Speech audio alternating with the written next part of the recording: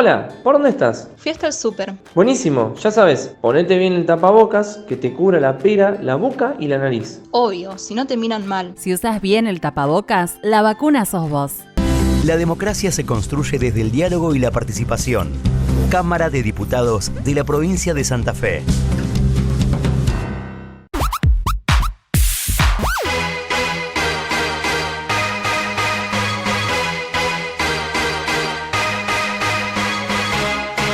Sumate a la moratoria 2020. Hasta el 30 de septiembre podés acceder a la moratoria de todos los tributos municipales con planes contado, 6, 12, 24, 36 y hasta 60 cuotas, con facilidades únicas que contemplan este momento complejo. DREI, TGI, multas leves de tránsito y todas las tasas municipales. Para más información accede a rosario.gov.ar/trámites, por mail a tributos@rosario.gov.ar. Arriba Rosario, Municipalidad de Rosario.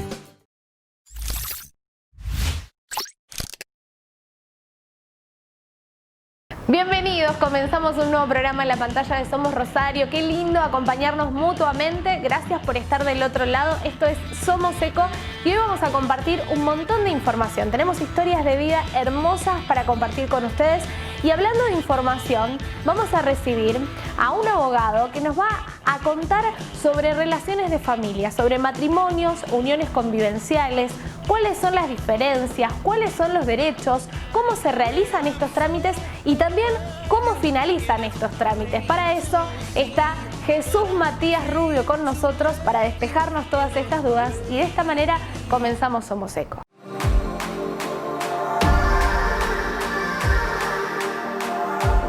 Bueno, y comenzamos este bloque de programa contándoles acerca de esta ley que mencionábamos del año 2015 que tiene que ver con la unión convivencial. ¿Cuál es la diferencia entre matrimonio e unión convivencial? Bueno, para eso tenemos al mejor que nos va a explicar. Él es abogado, es Matías Rubio y nos va a sacar todas las dudas que tenemos acerca de todas estas cuestiones que son importantes, que son necesarias saber y que justamente para eso está el profesional que nos va a informar de todo esto. Hola Matías, ¿cómo estás? Bienvenido. Hola, ¿qué tal Eugenia? Muchísimas gracias por la invitación, a vos, bueno, y a todo el equipo de Somos Eco. Te queremos agradecer porque como lo decíamos, ¿no? Todos estos temas generan mucho interés del otro lado de cuestiones que quizás desconocemos, no estamos tan informados. Por eso quiero que empecemos por lo básico y contarle a la gente cuál es la diferencia entre unión convivencial y entre matrimonio respecto a los derechos, por supuesto. Con respecto a lo que es la unión convivencial, si bien como contabas recién vos, se crea el instituto, o mejor dicho, se protege ciertas cosas de esta situación de hecho, pero no es algo nuevo para lo que es la sociedad, digamos. Este tema comúnmente conocido como el concubinato, en donde dos personas deciden iniciar un proyecto de vida común y bueno, conviven y en base a eso después forman una familia y demás. Bueno, esta situación, como dije recién, existía desde siempre. Lo que hizo el nuevo Código Civil y Comercial a partir de agosto de 2015 es otorgarle digamos, un marco de protección mayor a lo que ya tenía, porque había algunas normas muy sueltas en relación a la unión convivencial que no estaba perfectamente, digamos, como está ahora, en donde se otorgan más protecciones. El matrimonio, bueno, el matrimonio ya lo conocemos desde antaño. Básicamente, digamos, nuestro Código Civil en ese momento lo viene legislando desde el comienzo de la sociedad, en nuestro caso en Argentina, desde 1869, tuvo muchísimos cambios.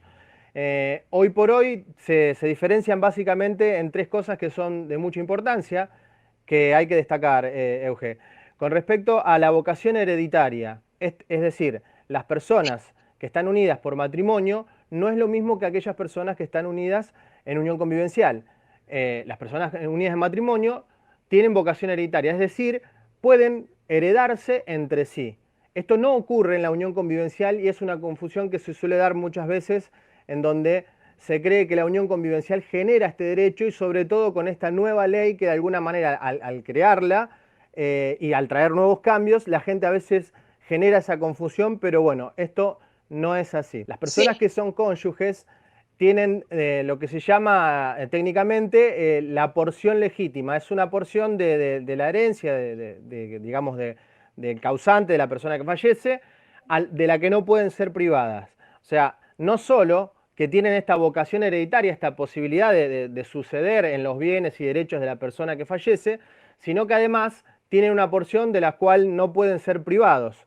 Es decir, que son herederos también conocidos como herederos forzosos. Son herederos legítimos y forzosos. Quiero consultarte respecto, como abogado, ¿no? Y como profesional, respecto a aquellas personas que quizás conviven hace mucho tiempo y necesitan hacer ese trámite. ¿Por qué es tan importante tener ese papel desde lo legal? La unión convivencial es una situación de hecho. ¿Qué quiere decir?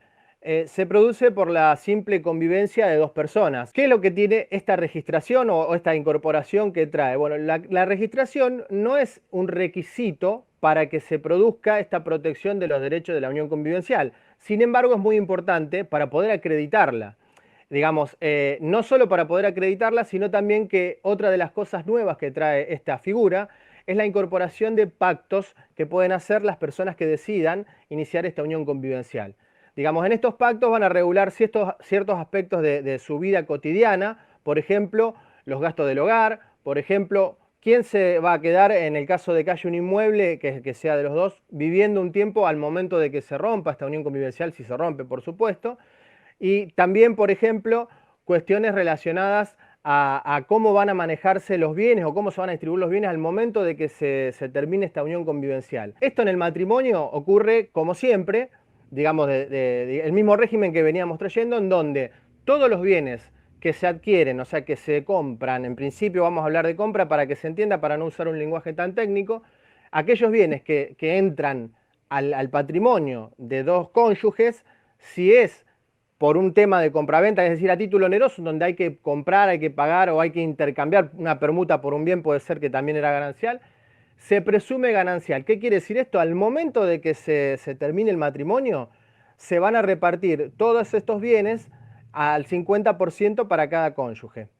Bueno, esto en la unión convivencial no sucede a menos que se pacte de esa manera, pero lo que no se puede pactar es un régimen de ganancialidad en los términos de la ley. ¿Cómo se pacta? ¿Es algo que uno lo plantea a la hora de firmar? ¿Cómo es el trámite actualmente? Bueno, actualmente lo que se suele hacer, he visto muy pocos casos, que te diría casi ninguno, conozco un caso de un colega simplemente. Lo que ocurre habitualmente es que dos personas directamente empiezan a convivir y concurren, antes se hacía en tribunales con dos testigos. Hoy por hoy ese trámite es diferente, es decir, se hace en el registro civil y basta con que vayan las dos personas a manifestar que están, digamos, viviendo en unión convivencial. No, por lo general no se inscribe ningún pacto, digo por lo general porque estos trámites se suelen hacer sobre todo por cuestiones de obra social, muchas veces inclusive hasta por cuestiones previsionales, como decíamos antes, Euge, con respecto a lo que es el derecho a la pensión. Existía mucho antes de que esté regulada como está regulado hoy en el Código Civil y Comercial. Como también, por ejemplo, el derecho a cobrar una indemnización en temas laborales, que también está, digamos, legislado desde antes de esta ley. Lo que viene a hacer esta ley es incorporar ciertas figuras, que es la compensación económica. Hablabas de compensación económica y de distintas cuestiones que como te decía, quizás hay mucha gente que desconoce. ¿Qué es lo que tenemos que saber puntualmente a la hora de hacer este tipo de trámites y qué es lo que tenemos que dejar asentado en el momento de hablarlo con nuestra pareja? ¿En qué nos favorece tenerlo? En principio, el trámite de la inscripción de la unión convivencial es un elemento fundamental para poder probarla y sobre todo para tener una prueba desde una fecha cierta, es decir, desde un comienzo de la unión convivencial. Voy a hacer un pequeño paréntesis, Euge. Con respecto al matrimonio, las personas cónyuges tienen entre sí la obligación digamos, no solo de la asistencia, sino también la obligación de alimentos mutuos, todos los gastos que hacen a la vida cotidiana de una persona. Al momento de producirse el divorcio en el caso del matrimonio, esa obligación alimentaria puede subsistir con independencia de esta compensación económica. Y ahora vamos a explicar lo que es la compensación económica que ocurre en los dos regímenes. La compensación económica, en el caso de la unión convivencial, viene un poco a tratar de poner justicia a algo que muchas veces sucedía y lamentablemente no había remedio legal que permita de alguna manera poner en equidad la situación de las personas que estuvieron conviviendo muchos años y de repente, bueno, por cuestiones de la vida deciden separarse. ¿Y qué es lo que sucedía con los bienes? Y digamos, ¿y qué es lo que hoy cambia? Bueno, antiguamente, vamos a un ejemplo práctico. Una pareja que están en unión convivencial, quizá 10 años, y en esos 10 años resulta que compraron un auto, compraron una casa, y resulta que al momento de terminar la unión convivencial, esa casa está a nombre de uno de los dos, ese auto está a nombre de uno de los dos, y el trabajo, vamos a decir, la mayor fuente de ingreso está en cabeza de la misma persona que tiene la titularidad de todos esos bienes. Bueno, antes, ¿qué es lo que pasaba con una situación así? Lamentablemente, la persona que quedaba desamparada se iba de esa unión convivencial en una situación totalmente injusta. ¿Desamparada totalmente? Exactamente. Se iba de esa unión convivencial en donde había dedicado quizá varios años de su vida y no tenía, digamos, casa, no tenía el trabajo, digamos, formal muchas veces. Entonces, ¿qué es lo que viene a traer este Instituto de la Compensación Económica? Bueno, en situaciones tan evidentes como la que dije, una persona en esa situación lo que puede hacer a través del código nuevo, la persona que tenga que impartir justicia, juez o jueza, fijar una compensación económica que puede ser en especie, quizá transferir este auto a nombre de la persona que no lo tenía y además, para que sea equitativo, porque hoy un auto no vale lo mismo que una casa, quizá fijar algún monto único o algún monto que se pague en cuotas a la otra persona, digamos, la que se va desprotegida. ¿Qué pasa, Mati, si uno no tiene el papel y durante el transcurso de los años, una relación de muchos años, uno nunca hizo el trámite de unión convivencial? Digo, ¿cómo, de qué manera estás o no amparado o qué es lo que, a dónde tiene que recurrir esa persona si hoy no tiene el papel y tiene la decisión de separarse, pero claro, quizás no se separa porque no quiere perder lo que vos decías, no quiere perder una propiedad, no quiere perder el fruto del esfuerzo compartido durante muchos años? En estos casos, Euge, siempre es recomendable ir al profesional, la profesional de confianza. Lo que va a suceder acá, digamos, a falta de este papel, de este documento en el registro, va a ser quizá un poco más difícil construir la prueba, pero no imposible. Digo, la prueba se va a construir a través de testimoniales, se va a construir a través de fijaciones de domicilio. Muchas veces quizá lo difícil sea el desde cuándo. Pero bueno, siempre hay alguna manera de ir fijando y de alguna manera el criterio judicial lo que va a tratar de hacer es acotar y dar una fecha de inicio a través de toda esta prueba, como dije, tanto testimonial, porque recalco para, digamos, hacerte la palabra, que es una situación de hecho. La convivencia se dan los hechos y lo que sucede, digamos, con la inscripción es poder acreditarlo. En el matrimonio no es así, Euge. Mati, nos quedan miles de preguntas por hacerte porque son temas por demás de interesantes, pero imagino que esto despierta en mucha gente la curiosidad, el querer saber, el querer informarse. Puntualmente, si te quieren contactar, si quieren consultarte, si no solamente por esto, porque trabajás por muchísimos temas más y seguramente en algún próximo programa vamos a estar hablando de alquileres que tanto piden también, qué nos corresponde, qué no nos corresponde, qué está bien, qué está mal. Bueno, te quiero pedir que se puedan contactar con vos, tenés redes sociales, aparece tu teléfono en pantalla, pero bueno, pueden hacer esa consulta que seguramente va a ayudar a despejar un montón de dudas, ¿no? En las redes sociales me pueden encontrar como Estudio Jurídico JM Rubio, JM de Jesús Matías. Me pueden encontrar en todas las redes sociales. Te queremos agradecer inmensamente por toda la información y pedirte, comprometerte para poder tocar el tema alquileres, que también es muy solicitado. Sí, desde ya, por supuesto, encantado y bueno, agradecerles como nuevamente a vos, a tu equipo de producción, el momento porque ha sido muy grato. Jesús Matías Rubio, él es abogado, hablamos de relaciones familiares, hablamos de matrimonio, de uniones convivenciales, bueno, distintas cuestiones con diferencias que tenemos que conocer, que tenemos que entender y por las cuales también debemos informarnos. Así que agradecemos la presencia de Matías, que nos sacó muchísimas dudas. Ahí están las redes sociales para que ustedes también lo puedan contactar si tienen alguna consulta. Nosotros seguimos con más en Somos Eco, en la pantalla de Somos Rosario.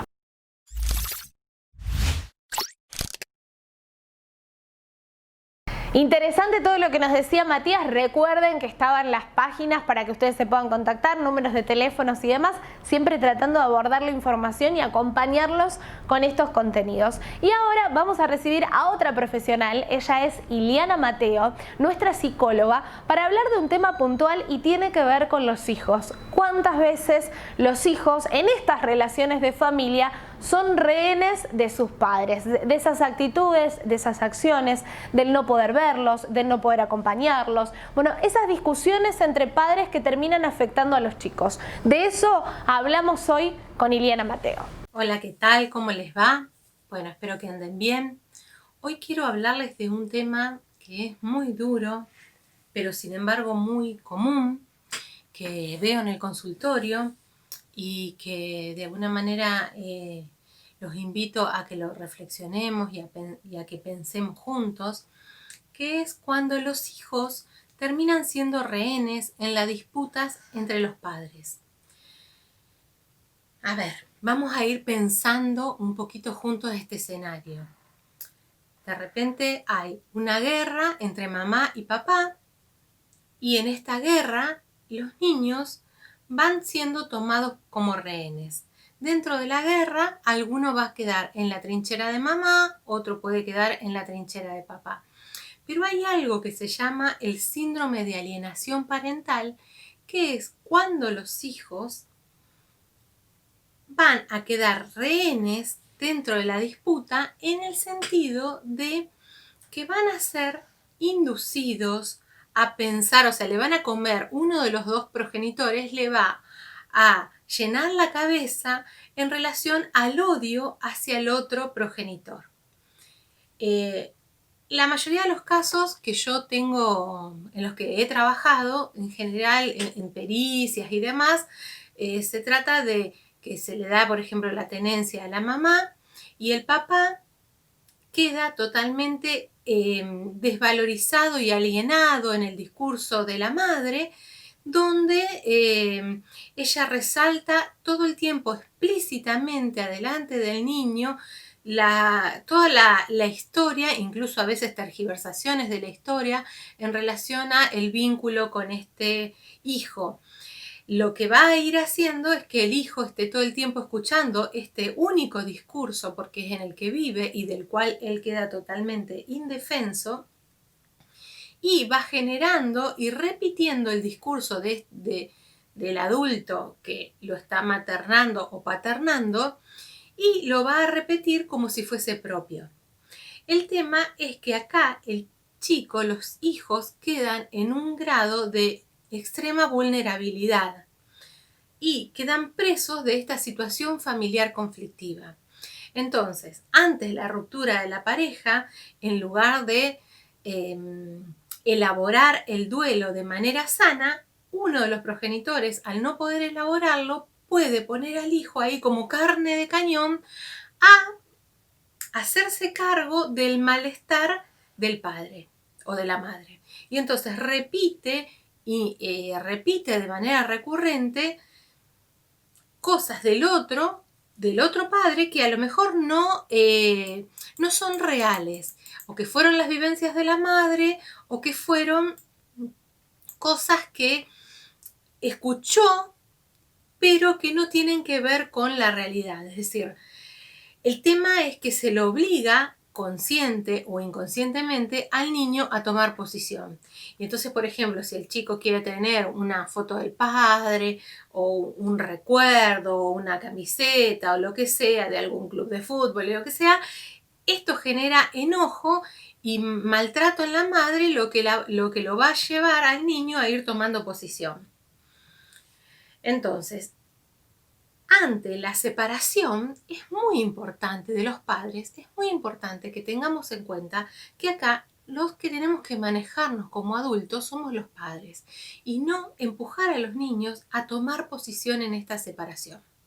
Para eso los adultos tenemos que elaborar la pérdida. Muchas de las veces donde se produce este tema de tomar a los hijos como rehenes va a tener que ver con conflictos que ya venían instalados en la pareja, pero que ahora el objeto o el instrumento, lamentablemente el instrumento que se pone en juego es el niño.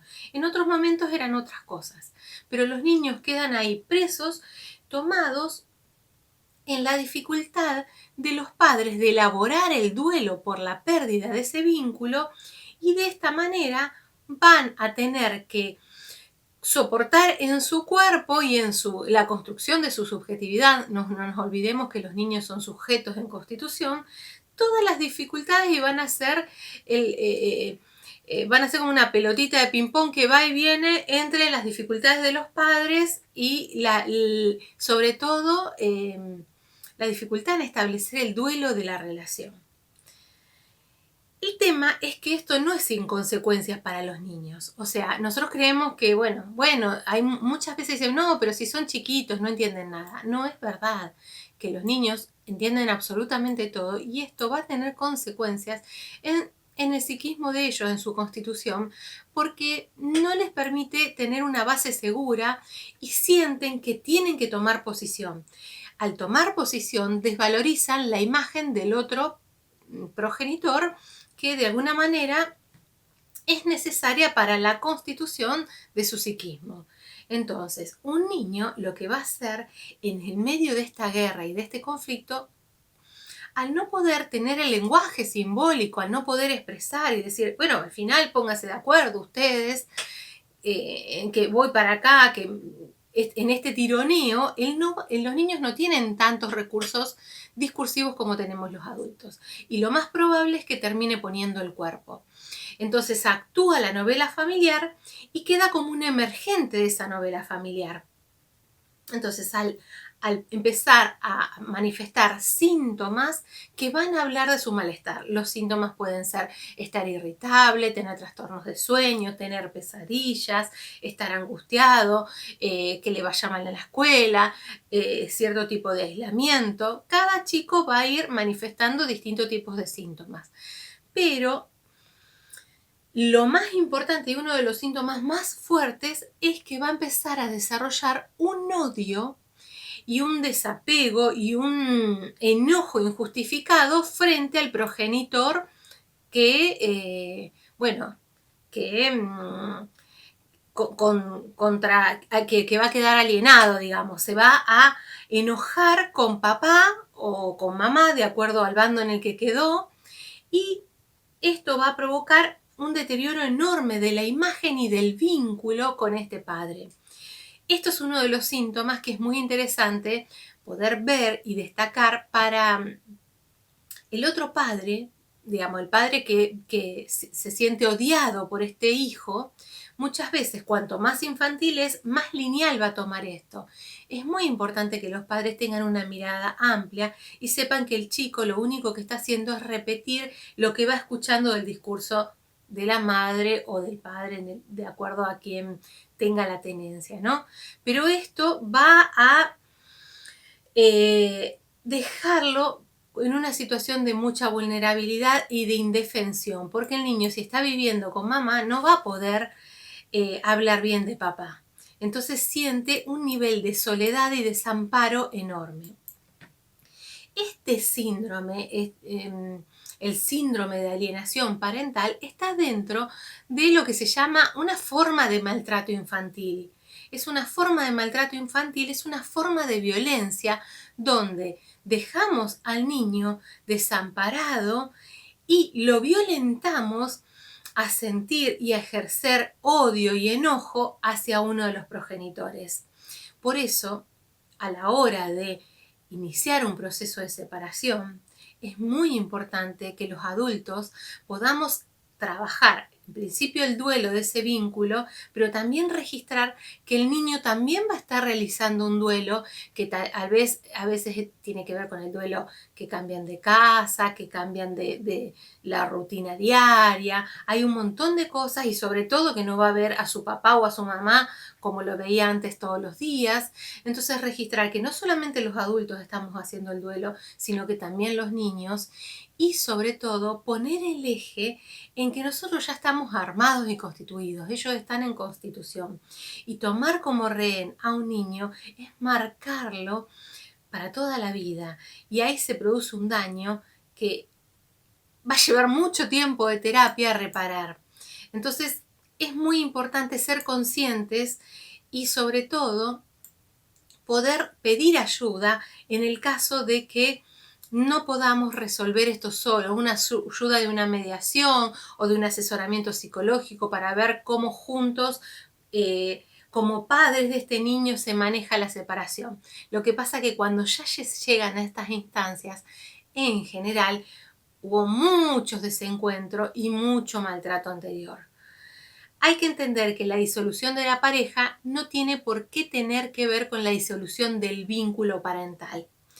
En este sentido, los adultos debemos pensar en el impacto emocional y en las consecuencias posteriores para el desarrollo del niño. En vez de estar tratando de lamernos nuestras heridas, en vez de estar queriendo lastimar a nuestra expareja con el empuje al niño a reaccionar o a tomar partido por nosotros. Este es un tema muy complejo y muy delicado. Si tienen alguna pregunta o alguna consulta, me pueden contactar a las redes, Biografía Humana Rosario a cargo de Ileana Mateo, o por Instagram, Biografía Humana Rosario. Espero que anden bien, que se cuiden y que estos temas nos inviten a la reflexión y sobre todo a centrar la mirada amorosa en el lugar tan frágil que tienen los niños y asumir nuestro lugar de adultos, que somos formadores y vamos a incidir directamente en la constitución del psiquismo de nuestros hijos. Espero que anden bien, estamos en contacto, les mando un beso enorme a todos. Series, películas, todo lo que tenés que saber de la mano de Joe Capurro, que nos trae este segmento de Cine Spoiler para que puedas aprovechar. Estás más tiempo en casa, tenés que elegir qué mejor que alguien que ya lo vio para que te lo recomiende. Hola amigues, buen jueves. Hoy tengo, como siempre, 3 recomendaciones para que vean durante este fin de semana.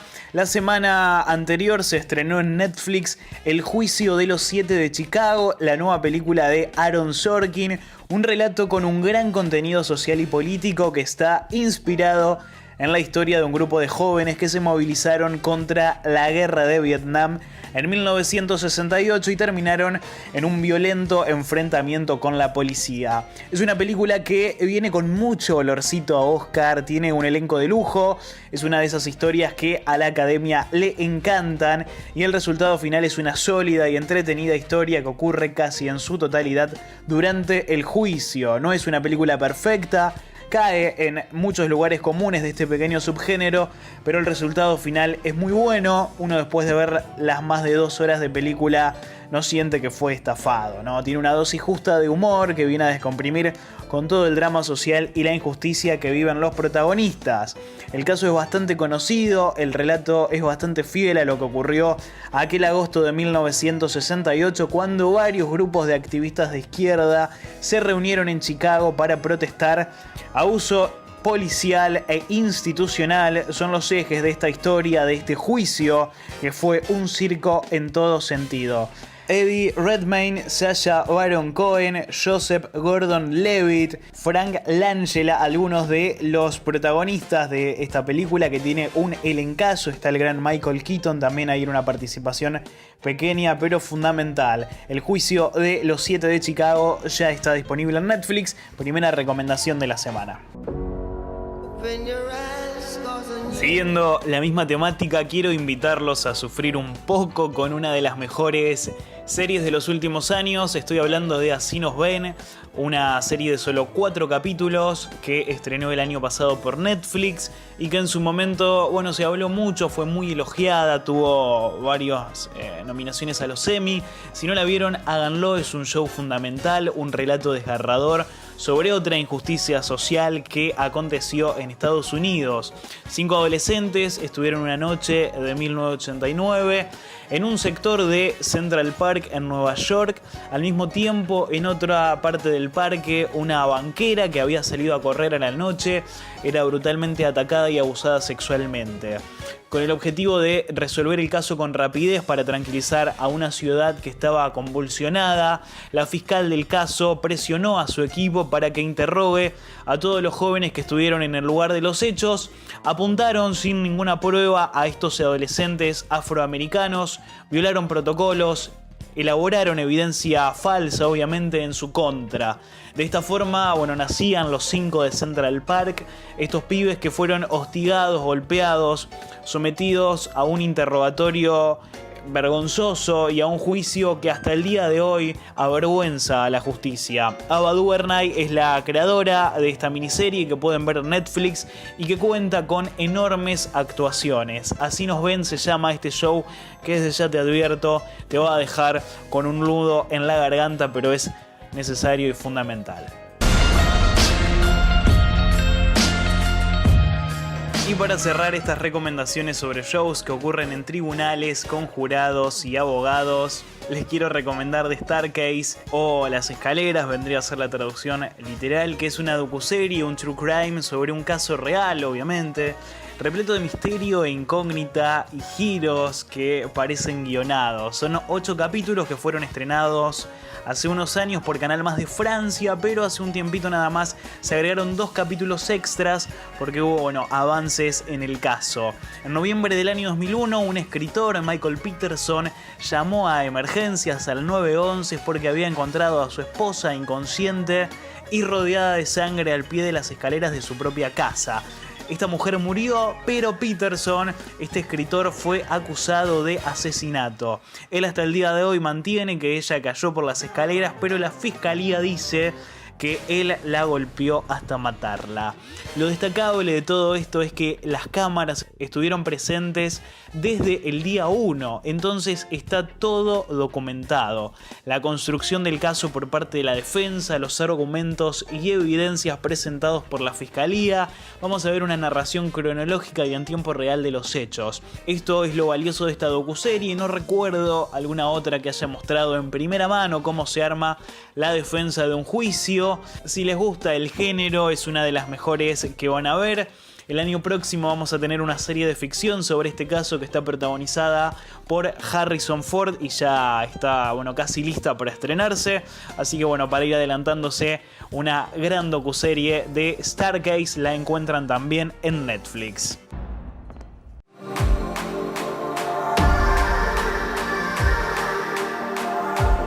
Y vamos a recibir ahora a María Florencia Alfaro. Ella es rosarina, vivió en la Antártida, fue a la escuela un año allá y nos va a contar una situación particular que está viviendo la única escuela argentina que hay en ese lugar. Una experiencia de vida que seguramente es muy interesante para que ustedes también conozcan cómo es irse, cómo es vivir en ese lugar, cómo es educarse en ese lugar, por qué motivos uno tiene que viajar. La tenemos a ella, es licenciada en Comunicación Social y está con nosotros para contarnos parte de su historia. Hola Flor, ¿cómo estás? Bienvenida al programa. Hola, ¿cómo estás? Muchas gracias por el espacio y por el tiempo. Nos interesa mucho que nos cuentes primero la situación de la escuela, que nos cuentes para quienes no saben, quienes desconocen, que hay muchos chicos y muchas familias que hace muchísimos años viajan para permanecer, para estudiar, para trabajar por un determinado tiempo. ¿Nos contás de qué se trata? Base Esperanza en sí es una base de ejército, que depende del ejército, pero hace desde 1978 que hay presencia de familias en la Antártida. ¿Qué significa esto? Que anualmente se hacen relevos de las dotaciones y las familias no es que vamos de vacaciones. Los chicos van a estudiar porque hay una escuela que hoy en día depende de la provincia de Tierra del Fuego, Antártida y Isla del Atlántico Sur, y las mujeres están capacitadas previamente para desarrollar funciones como auxiliar de base. Allá es, para que vos me entiendas, es como si fuera un pequeño pueblo donde hay casas, hay una escuela, hay correo postal, hay una radio. Está la escuela que depende de la provincia, de Tierra del Fuego, hay una capilla donde se han casado gente. Nacieron hasta el día de la fecha, ya hubo 7 nacimientos. yo cumplí los 15 allá, o sea, se desarrolla la vida habitual de un pueblo y tenemos presencia ininterrumpida por parte de la Argentina en Base Esperanza con la familia antártica. ¿Te tocó viajar con tu familia? Bueno, ponernos en contexto de cómo fue esa situación, ¿no? De dejar Rosario por un tiempo para vivir una experiencia que imagino va a ser inolvidable. Yo tenía en ese momento 14 años, viajé por el trabajo de mi papá, que hoy en día es militar retirado, y la Antártida era como su materia pendiente, era algo que le encantaba. Para viajar a la Antártida uno tiene que elevar una solicitud y va a evaluación, no es que cualquiera va, tienen que capacitarse, hay protocolos previos a los que también nosotros fuimos sometidos y demás, es como muy estricto y muy riguroso porque el sistema es complejo, pertenece a una estrategia antártica que es muy trabajada, muy pensada. Imagínate en ese momento, yo cumplí los 15 allá, era la única adolescente, después había chicos de primaria y después ya más arriba a los 18, 19 años, pero de adolescente, de hacer la secundaria, era la única. Así que fue como una experiencia, yo siempre digo que fue un quiebre entre un antes y un después y como que crecí de golpe, siempre digo. La base, sobre todo Base Esperanza, pero la Antártida es una reserva natural porque se dedica simplemente a todo lo que es la educación, la ciencia. Entonces imagínate que estar permanentemente en un espacio rodeado de glaciares, el mar, témpanos, pingüinos y demás animales, flora y fauna de la zona, acostumbrarte a un clima donde en invierno nosotros lo llamamos viento blanco y a veces 150 kilómetros por hora que te vuela, el frío que es terrible, fue como muy raro, fue un quiebre. Yo estudié con el sistema de educación a distancia del ejército, entonces también fue en la parte educativa, fue como adaptarme a una experiencia a la cual no estaba acostumbrada. Es como si yo te dijera rendir libre en la facultad. Y hoy que sos más grande y que pasaron algunos años de esa experiencia, me imagino que en lo personal y lo que significa ese lugar para nosotros argentinos debe ser mucho más significativo. Una experiencia, yo digo, inigualable. Solamente los que pisamos tierra antártica, el hielo antártico, nosotros le llamamos el continente blanco, y por algo también nos dicen expedicionarios, ¿no?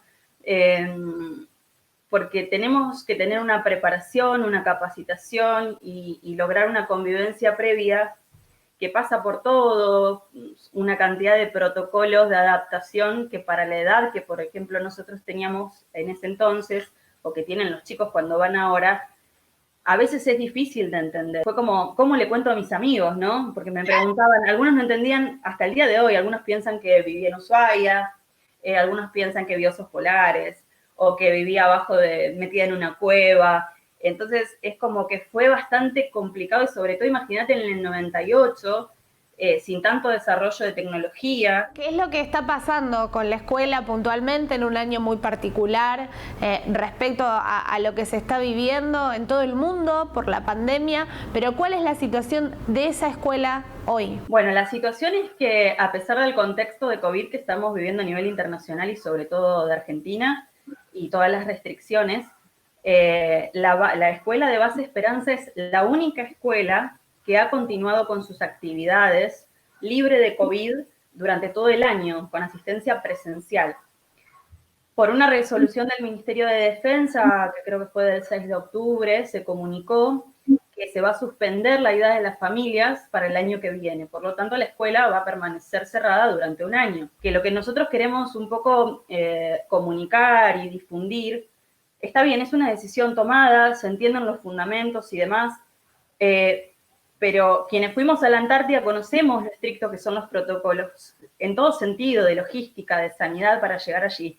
Se podrían haber tomado otras previsiones. Es muy difícil remontar una base o el funcionamiento edilicio de una institución después de un año que esté cerrado. Queremos asegurarnos que la presencia de las familias en la Antártida se siga garantizando. Las decisiones las toman personas que van por protocolo a la Antártida, por un viaje, pero no que han vivido y que saben lo que es desarrollarse en esa vida durante un año.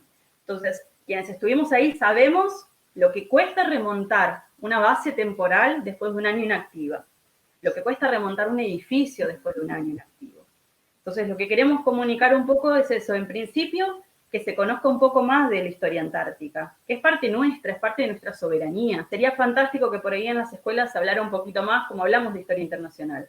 Y por otro lado también, esto, que si se puede rever la decisión, y si no se puede rever la decisión, por lo menos que nos garanticen que el año próximo sí se retome el viaje de las familias a la Antártida, a la base Esperanza. Pues no solamente esto, se han suspendido o se han recortado actividades científicas, las bases temporales tampoco se van a abrir. Son un montón de decisiones que tienen que ver con las restricciones que se tomaron en base a este contexto, que son bastante estrictas y rígidas y que se podría haber previsto de otra manera. Es entendible, es necesario que esto, imagino que deben haber muchas familias, Flor, que ya deben tener pensado, o eran las familias que tenían pensado viajar el año que viene, porque como bien lo comentabas, hay todo un protocolo, hay un montón de cuestiones que uno empieza a trabajar antes para poder dejar su ciudad e irse allá. Entonces realmente debe ser difícil para todas esas familias que quizás incluso si no abriera la escuela y no existiera ese funcionamiento el año que viene, no tendrían esa posibilidad quizás para para el año siguiente, ¿no? Sí, por supuesto, porque vos tenés una idea que a partir del año pasado ya se viene tratando el tema. Cuando yo viajé en el 98, nosotros ya previamente habíamos sido notificados. Se hacen estudios y análisis de todo, de salud, psicológicos, un viaje donde se realiza una capacitación y una convivencia con las personas con las que vas a estar durante ese año, que en nuestro caso fue en Río Grande y en Ushuaia. Entonces, son un montón de meses donde se viene trabajando y las personas también, imagínate que es como una mudanza, entonces, una mudanza en la cual vos difícilmente por cuestiones geográficas, de distancia, condiciones climáticas y de logística y demás, tenés que prever. Flor, ¿qué le decís a las autoridades, digo, en representación de tantos compañeros y tanta gente que está en esta lucha para que la escuela no cierre el próximo año? Apelamos a su sentido común, a garantizar la presencia argentina en la Antártida que data de más de 100 años. Apelamos a que garanticen la presencia de las familias, la presencia ininterrumpida de las familias que data de más de 40 años. Apelamos a eso, a que nos escuchen, porque queremos devolverle un poco lo que aquella tierra nos dio a nosotros. Imagínate que nosotros somos todos hoy en día adultos, la mayoría, que en aproximadamente tenemos, bueno, yo un poco menos, pero más o menos 40 años, porque de 1978 que hay chicos que han nacido allá. Entonces, tratamos de llegar a eso, de llegar a la gente, de que tengan ganas de conocer un poco del tema, y de que nada, que se difunda esta actividad, que se difunda qué es lo que está pasando, que se difunda como parte de nuestra historia y que las autoridades, ya sea desde el Ministerio de Defensa, del Instituto Antártico Argentino, del Comando Antártico, del Gobierno de Tierra del Fuego, nos escuchen, den respuesta y se comprometan. Eso es lo que queremos, porque si bien la excusa es en cuanto a materia sanitaria, ya venimos padeciendo esto de muchos gobiernos, que hay recortes presupuestarios, y lo más fácil es, bueno, cortemos la actividad antártica. Lo que no están entendiendo que tiene que ver con parte de nuestra soberanía y con una estrategia antártica, que viene de la época de Pujato. Es parte de nuestra historia y es importante que eso se sepa. No queremos sentirnos solos que estamos luchando contra algo, sino que es algo nuestro, es algo propio, no solamente de los antárticos. Queremos que todos tengan la posibilidad de poder viajar como nosotros y que se siga incentivando todo lo que es la educación, la investigación, que para eso es la base. Flor, te agradecemos desde acá, muchas gracias por el testimonio y las puertas abiertas para poder contar, para poder acompañarlos y para que muchos nos sumemos a esa lucha tan necesaria para que esta escuela que funciona desde el año 1978 tenga la posibilidad el próximo año, con todos los protocolos correspondientes, de seguir funcionando. Te mandamos un beso y un abrazo enorme desde acá. Muchísimas gracias a ustedes, muy amables, y gracias por su tiempo. No, por favor, estamos acá a disposición de lo que necesiten. Un abrazo enorme. Gracias, te mando un beso. Gracias. María Florencia, que nos contaba un poco esta situación, ella es antártica, todo lo que les toca atravesar, toda esta experiencia de vida en ese lugar tan hermoso que es nuestro, que lo mencionaba ella en la nota, y que justamente esta escuela corre riesgo de cerrar el próximo año. Ese es el pedido a las autoridades, a quienes corresponda, de que pueda seguir funcionando y de que muchas familias argentinas puedan seguir viajando viviendo y estando en ese lugar. Nosotros seguimos con más en la pantalla de Somos Rosario.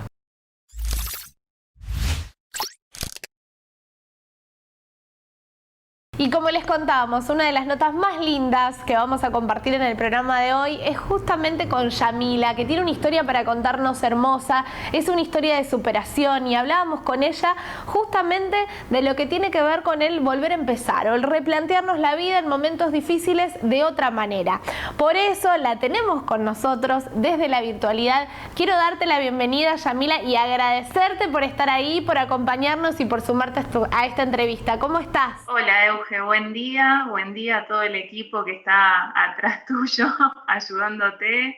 Gracias por el espacio. Bueno, mi historia comenzó con la maratón. Corrí 10 kilómetros sin pensar todo lo que iba a venir después, porque saltaron todos los síntomas a raíz de esos 10 kilómetros que pusieron mi cuerpo al límite y se ve que explotó todo porque saltaron todos los síntomas del linfoma de Hodgkin, que son fiebre, sudores nocturnos, y es una sudoración muy particular porque tenés que cambiar las sábanas. O sea, yo durante 2 días seguidos tuve que cambiar la sábana porque chorreaba agua, era impresionante, y es una sudoración pastosa, no es común.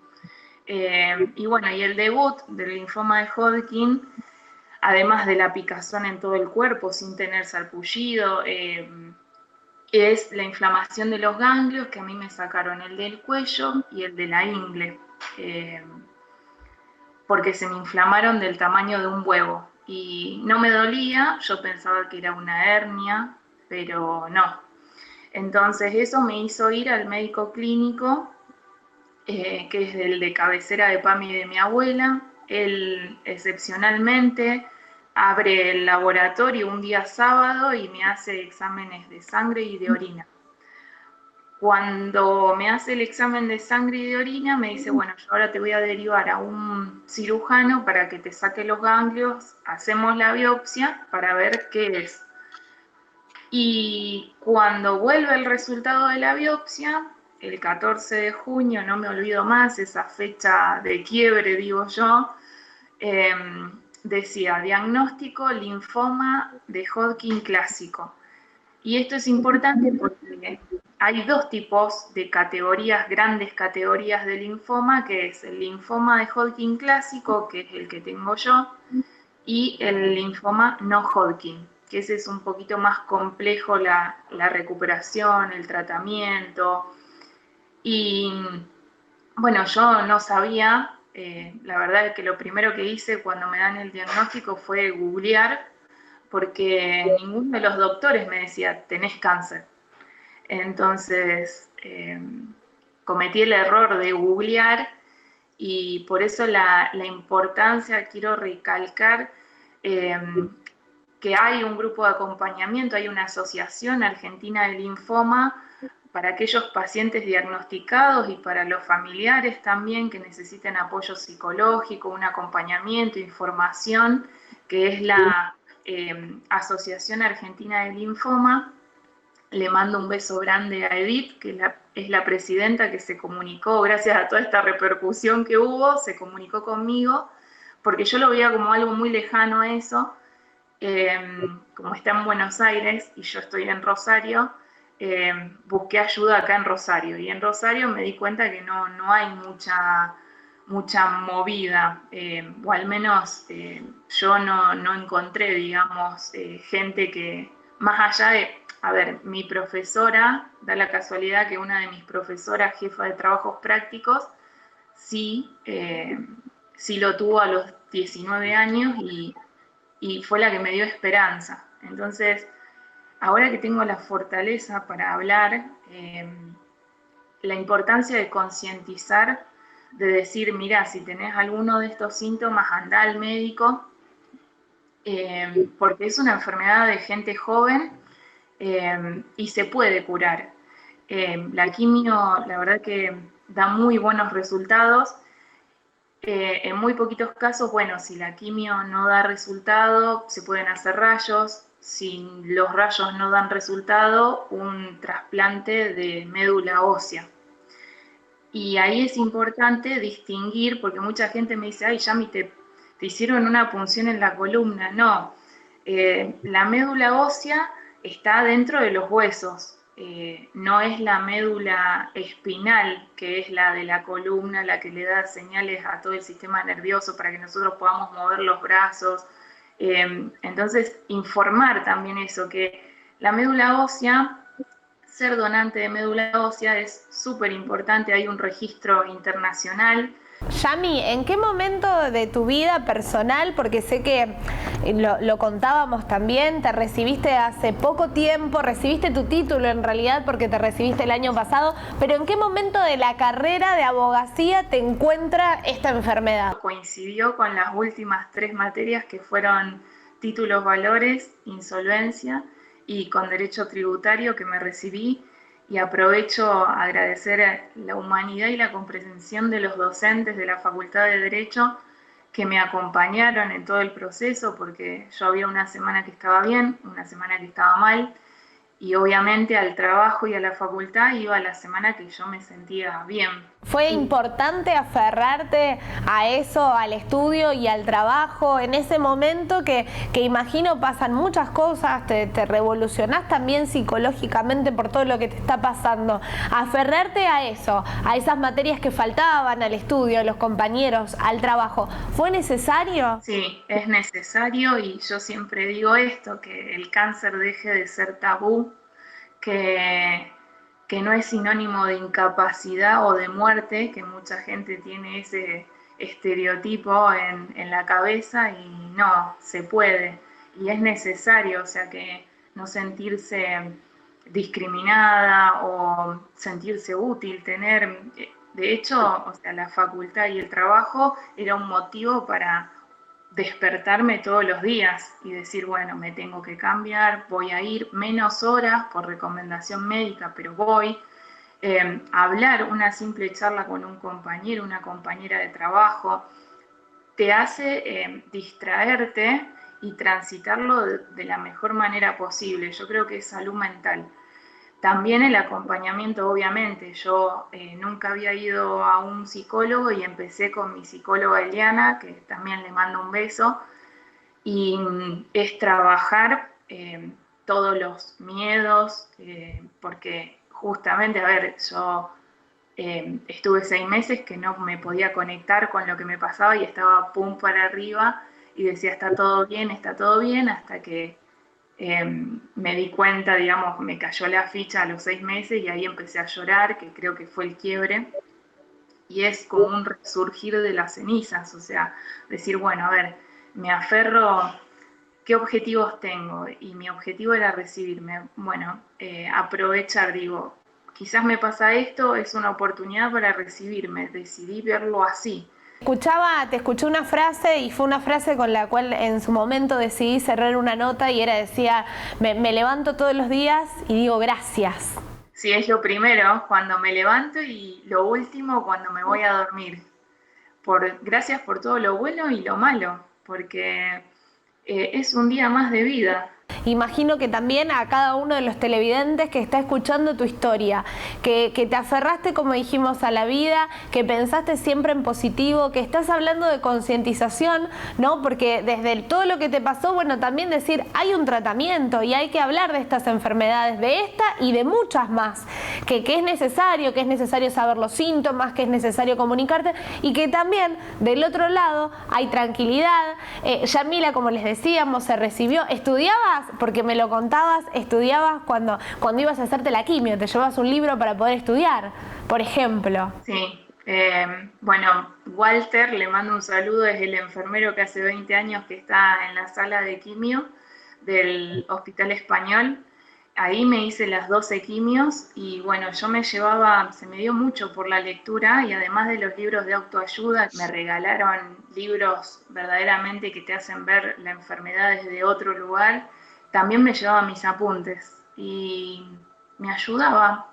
Otros se llevan música, otros se ponen a hablar, o sea, hacemos sociales en el sillón de quimio y así me quedaron un montón de amistades que hoy en día, bueno, la siguen remando. La verdad que es lindo contar, compartir, como te decía, escucharte. Bueno, ¿cuáles son los sueños? Porque imagino que ahora es un volver a empezar. ¿Qué te dijeron los médicos cuando fuiste a hacerte los últimos estudios? El último gran estudio fue la punción de médula ósea, donde me sacaron líquido y me sacaron un pedacito de hueso. Querían saber si había enfermedad adentro del hueso todavía, porque yo sentía mucho dolor en la parte del sacro. Entonces me hicieron ese estudio, salió limpio, gracias a Dios, y ya está ahí en remisión. Ahora vienen 5 años de controles. Yami, nosotros te cuento que cerramos cada una de nuestras notas con una canción y esa canción la elige nuestro invitado, nuestra invitada. Así que te vamos a dejar para que vos elijas el cierre de esta tan linda nota que pudimos compartir juntas. La canción, hay una de Estopa con una cantante que se llama Vivir y es la canción que justamente va dedicada para todos los pacientes del cáncer que sea, pero te da un mensaje hermoso, la letra es muy linda y bueno, es de Estopa, el grupo, con otra cantante que no me acuerdo el nombre, pero también es española y se llama Vivir. Yo desde acá te admiro, te mando un beso y un abrazo enorme y nos vamos con esta canción hermosa dedicada a vos y a todos los que están mirando el programa y a todos los que están quizás atravesando un momento difícil, no solamente por una enfermedad, sino por un momento difícil que nos toque atravesar. Vivir se llama la canción y es un ejemplo de vida. Gracias, Yami. Sabes, hace tiempo que no hablamos, tengo tanto que contarte. Ha pasado algo importante, puse el contador a 0. Sabes, fue como una ola gigante, arrasó con todo y me dejó desnuda frente al mar. Pero sabes, sé bien que es vivir, no hay tiempo para odiar a nadie, ahora sé reír. Quizá tenía que pasar, no es justo pero solo así se aprende a valorar. Y si miro todo como un niño, los colores son intensos. Yo saldré de aquí si lo creo así. Cuando me miren sabrán que me toca ser feliz.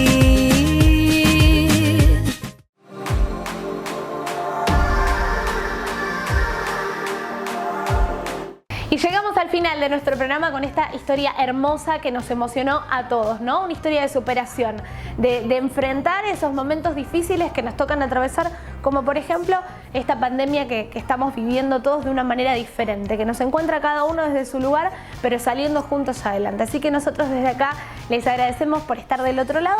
Nos reencontramos como siempre, como todas las semanas, en esto que hacemos juntos, que es Somos Eco, en la pantalla de Somos Rosario. Será hasta la próxima.